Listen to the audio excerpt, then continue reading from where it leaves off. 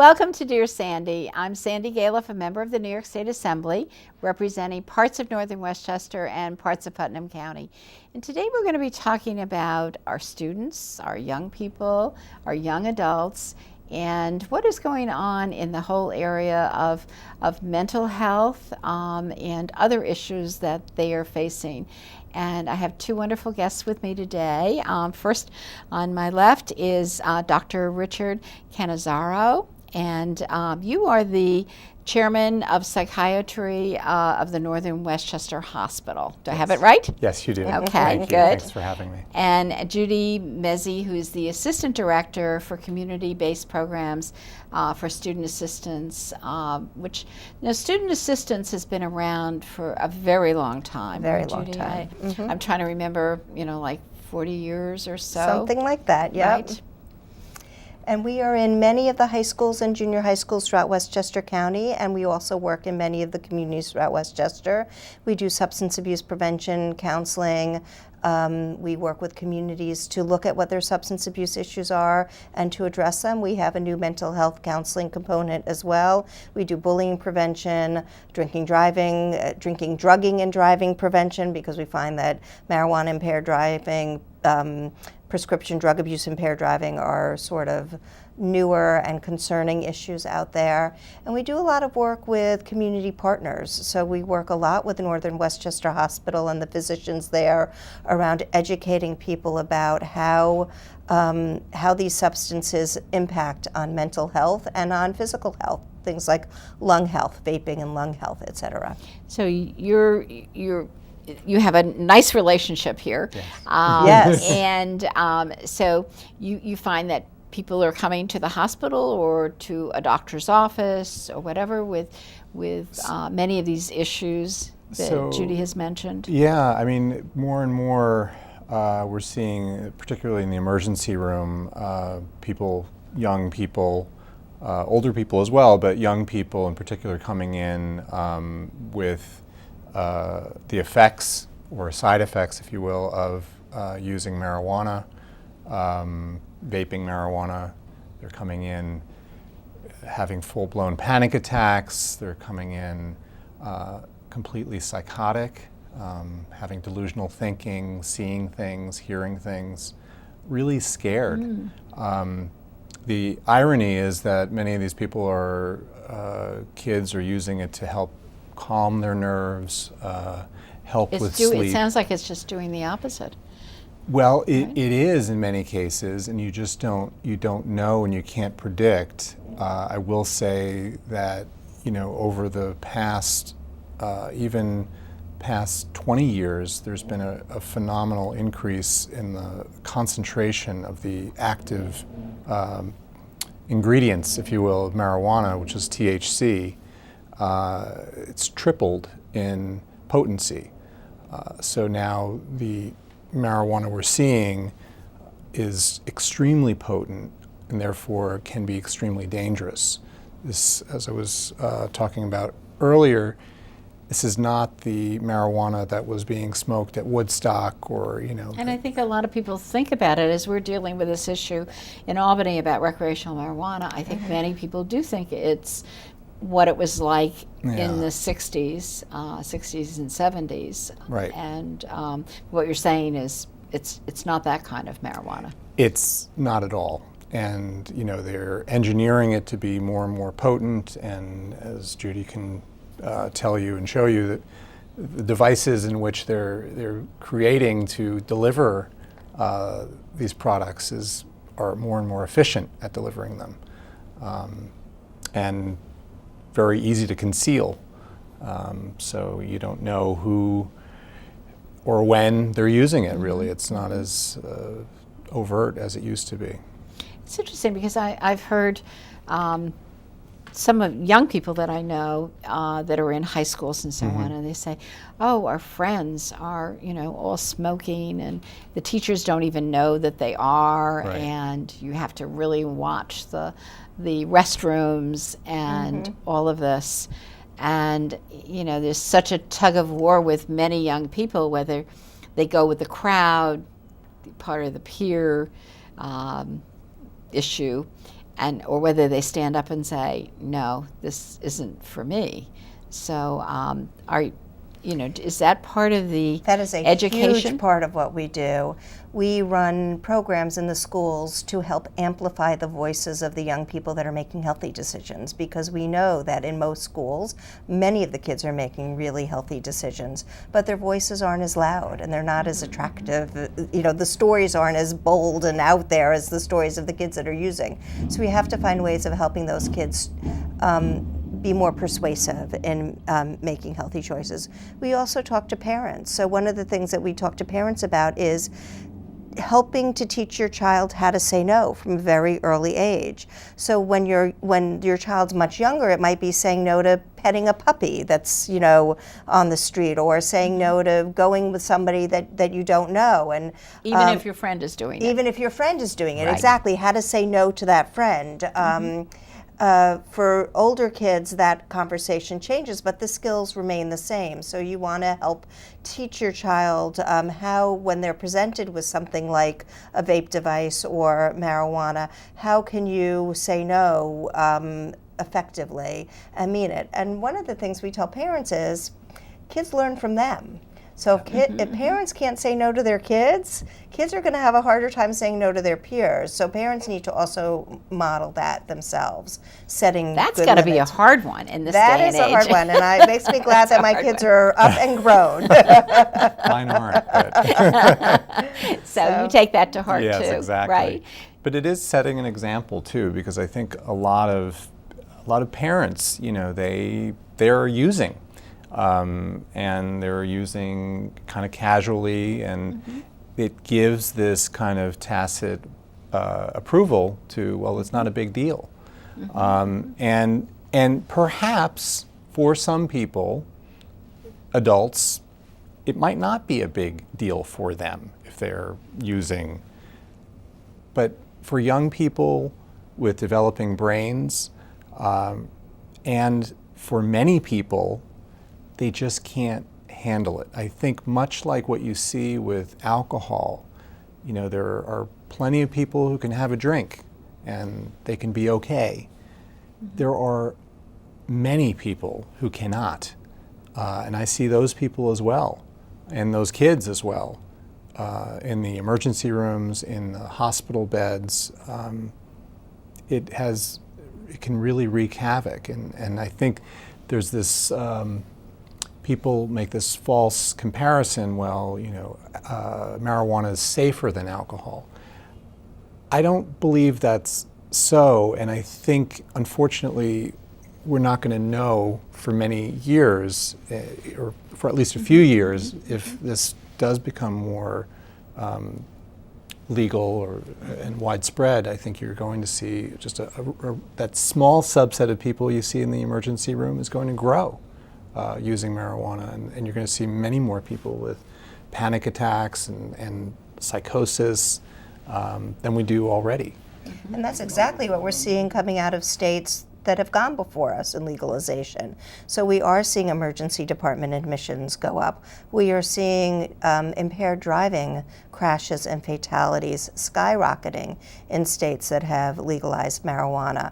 So all of the things that Dr. Catanzano was talking about, we don't need to do the experiment here. We can look at the data that are coming out of the states that have gone before us and see that that's what's obviously happening. Colorado is the first state, so we have more statistics from there, but it's 5 years, and I think what you're saying is it does take a little time to understand what's really happening here. Sure, and also in terms of brain development, when we're talking about young people, That's so important. We just don't know what is exactly happening. We do know that it is messing around with the reward centers of these kids, and it is paving the way for them to be delving into other drugs that are, have more of a euphoric experience for them. Do we have any? That always comes up. Does it lead? If people use recreational marijuana, does it lead into other heavy drug uses or not? Do we So have is it the causal? It's hard to say if it's causal. but it's certainly, there's a lot of correlation because the kids that are using are around kids who are using other things, and there's kind of these branch points. I do think, again, and I think we'll know in the coming years, it does change brain development. It does change the reward pathways, and so I do think you're going to eventually find some good evidence showing that kids are looking for and growing into adults who need other kinds of stimuli to feed those reward I've actually centers. heard, I don't know, brain development.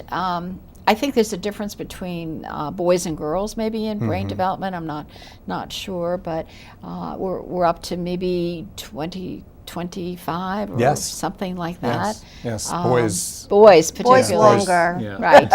Boys longer than 26, or is Oh, that I don't for know, just everybody? longer No, than I girls. think longer than girls. I think Right. I'm there, but Right, right. So it just takes a long time, and Yeah. you know, everybody's talking about 21 as an Right. as an age to have be able to purchase recreational marijuana, but even 21 is at a point where you are really still in development stage. right, and it's the frontal part of your brain, which is a lot of the decision making and judgment part of your brain. That's what is still developing at that age. So if you're kind of short-circuiting it with use of marijuana and drugs. Right. I also wanted to add something to what Dr. Catanzano was saying about the connection between marijuana use and opiate use. And again, we don't have you can't just randomly assign a group of kids to one or another and sort of do that experiment. But I was in a room the other day with a bunch of parents who tragically had lost their children from opiate overdoses. And one thing that was clear from all of their stories is oftentimes the decisions about using other drugs were made under the influence of drugs like alcohol and marijuana. And I was talking to one of the sons who had suffered through addiction but had survived, and he was saying that he used to think that his marijuana use was not at all involved with his opiate addiction. And then a counselor was saying to him, talk to me about every time you made a decision to use a different substance. And he noticed that at every juncture point that he made the decision to take the next step, he was high on marijuana. So that's an anecdote, that's not a study, but I think it is something that we need to pay attention to, that all of these stories emerging have at their root some sort of marijuana use involvement. It's interesting that states are doing this one by one, but the federal government says it's not legal. Is the federal government, do we know whether they are working on studies of recreational marijuana? I'm just not aware that they are, but I'm not aware that they are either. I would imagine, certainly there are studies out there for medical right, the medical purposes, right. But recreational, I'm not aware. I certainly hope they're somehow doing at least some observational studies, because now you have these whole swaths of people who are being exposed to marijuana recreationally, like in Colorado. I do think like the National Institute on Drug Abuse, Nora Volkov, who's this fabulous physician, yeah. I do think her agency, I guess, is funding research into this area. I've heard her speak, for instance, on the addiction potential of marijuana, on how marijuana can sort of unmask or uncover psychosis in youth and young adults. So I do think that there are definitely studies out there. And then there are other countries that are doing studies. So there was a study that came out of New Zealand that talked about kids who use marijuana and the impact on IQ and learning and memory. So there's a huge body of literature. Right. It's just important that the public policy sort of follow the public health literature. Right, and that we don't rush into it. We in New York have legalized medical right. marijuana, except we've legalized it in the sense that we say you can do it, but the insurance companies don't seem to cover any of that, so everybody's pretty much on their own, I think. But we've done it looking at each disease. It may have started with, I don't know, certain people having seizures, and then other people's having ALS or Parkinson's or something else that would help it. And I don't know whether we're following up to see whether what people have been given is really helpful. A lot of it, though, covers not young people, I'd say. It's probably older people, except for the seizures. I met a lot of young children that were going to Colorado, actually, to get help with that.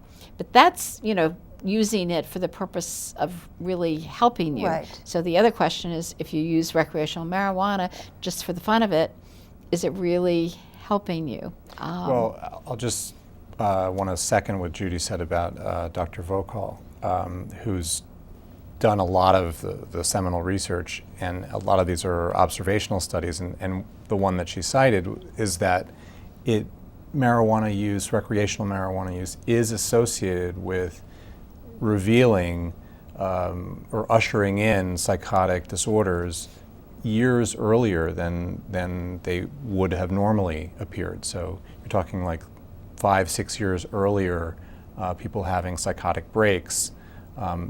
They are predisposed to have psychotic breaks, but now you're talking about 6 more years of your life where you're going to be suffering from this very severe illness that could have been postponed or perhaps pushed off indefinitely. And one wonders if it can do that, what else can it do to the brain? Right. So that's something to really be concerned about.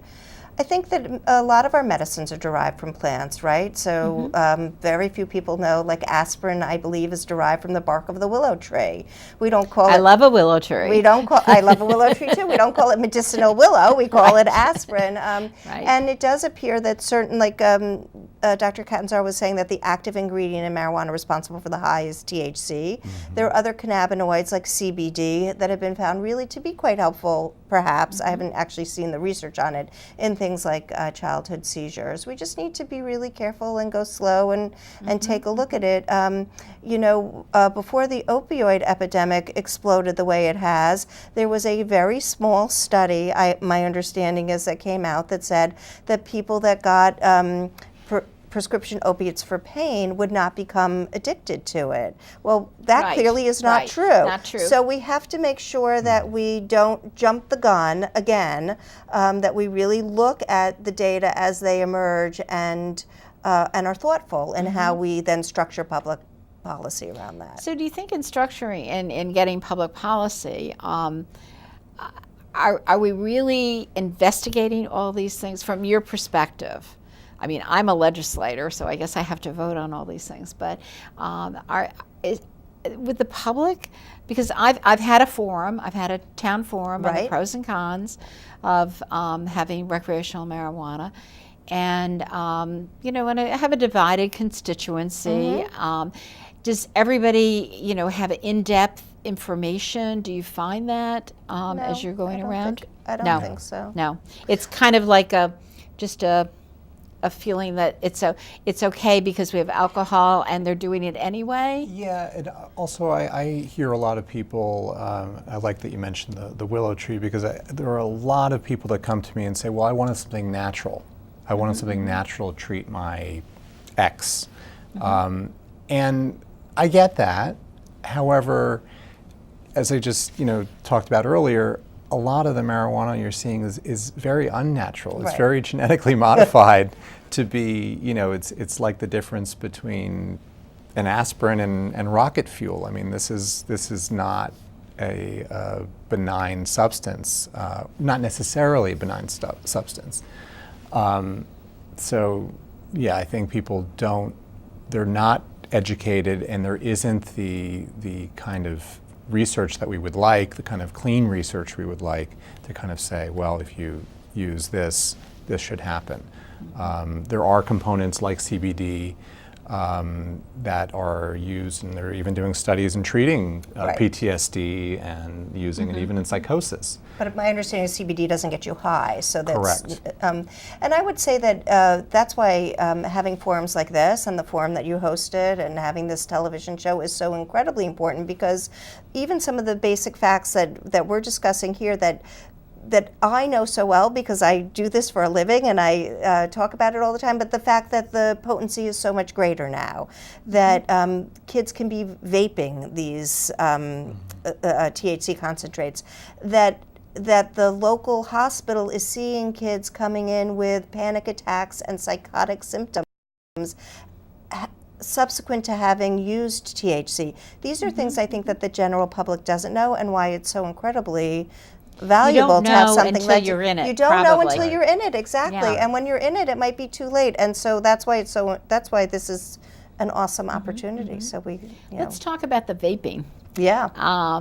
Because as I mentioned before, it seems to be going on everywhere. There are all these issues and flavors and all Right. of this that is taking place. I know, Judy, you brought, Right, so- I've not ever done this, so I'm foreign to.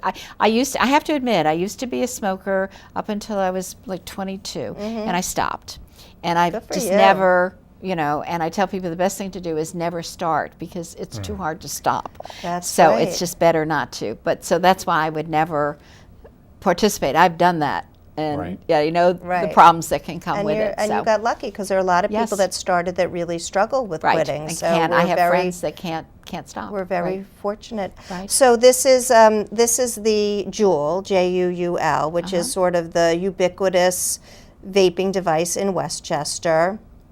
This is the actual device. Is it just in Westchester? No, it's I'm all sorry, over. it's all over. You're absolutely right. I thank you for that correction. It is all over.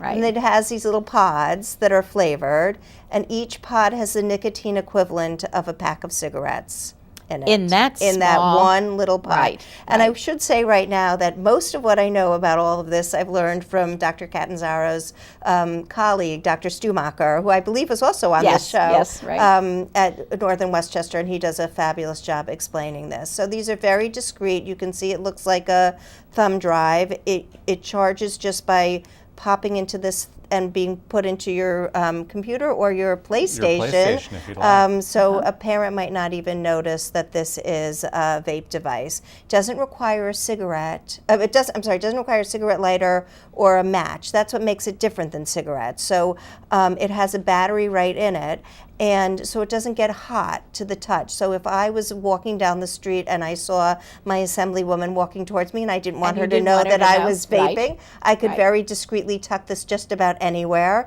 and you would have no idea. And that's what's happening, I think, in schools. It's become a real and there issue. really isn't smoke from that, is there? Or No, is there there's just- there's it's a vapor, but- vapor that might come out of it, although kids can swallow that vapor, and so it's not really, you might not notice it at all, or kids could, just sort of breathe it out into their hoodie or whatever it is that they're wearing. And in addition, the little pods can be hacked so that you can drain out the nicotine oil and put in these THC concentrates that are called wax or Oh, dab or Right. oils. So nobody would know. that Nobody you're would know. smoking marijuana. Right. And if you're thinking about Vaping marijuana marijuana. back in the day, the THC, which is what we've been talking about, is the ingredient that's responsible for the high, might have been something like 3% Right. THC. These days you can buy concentrates, the marijuana concentrates, that are upwards of 85-90% THC. So if you think about that as a parent, imagine your child comes home with a 3% on their midterm or a 90% on the midterm. That's like a different stratosphere. So it's really important that parents understand that it's a different drug, it has different consequences for their kids, and it can be used in different ways. So I think that's really, really important for parents to know. Right. And also for parents to know, I know we have a quick video.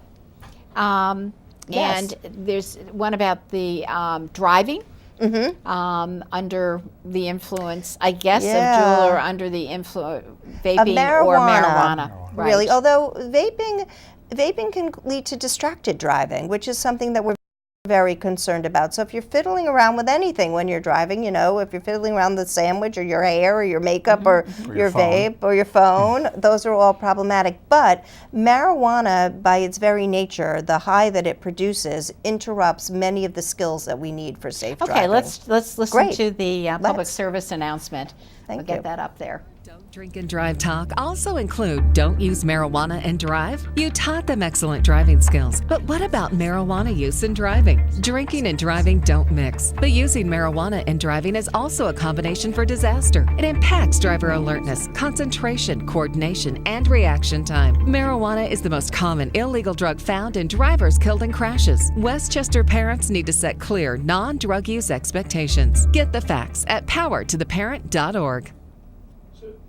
Wow, parents have so much to think about, don't they? So much to think about. It really is, and both of you give guidance to parents, right? We try to, yes. I certainly, when patients, kids come into the emergency room, we sit with the patient, the child, but we also will be doing some education with the parents, talking to them about all these things that we mentioned tonight.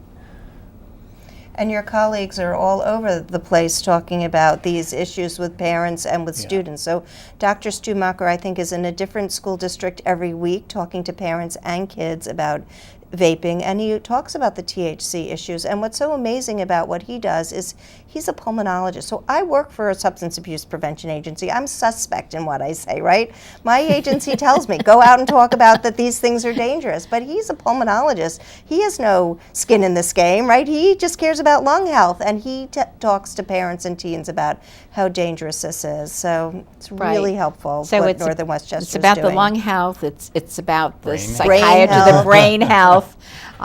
It's about the health of our generation today and in the Exactly. future. Right. Because if we go in this direction, I don't know where we're going to go with the residents of our state and other states as we go forward. Yeah, So, absolutely. just your parting words Well, to the audience. I would say if you're going in this direction, do it with eyes wide open. And I don't think we can say that we're doing it with eyes wide open quite yet, because we don't have the research behind what the effects on the brain will be and on public health. So, Right. So go slowly on recreational marijuana adoption. yeah. Yes.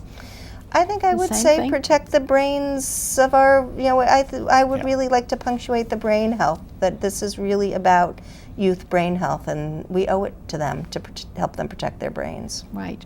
I thank you both for Thanks being for- on the thanks for having program us. and Thanks for having us. imparting a lot of wonderful, valid information that we all have to think about as we go forward on this issue and with the families that we care about. So Thanks so much for your leadership. Yes. Thank I you. thank you so much, and thank you for watching. If you have any questions, give us a call. Give me a call at 914-941-1111. Thanks so very much for watching. Have a good evening. Thanks.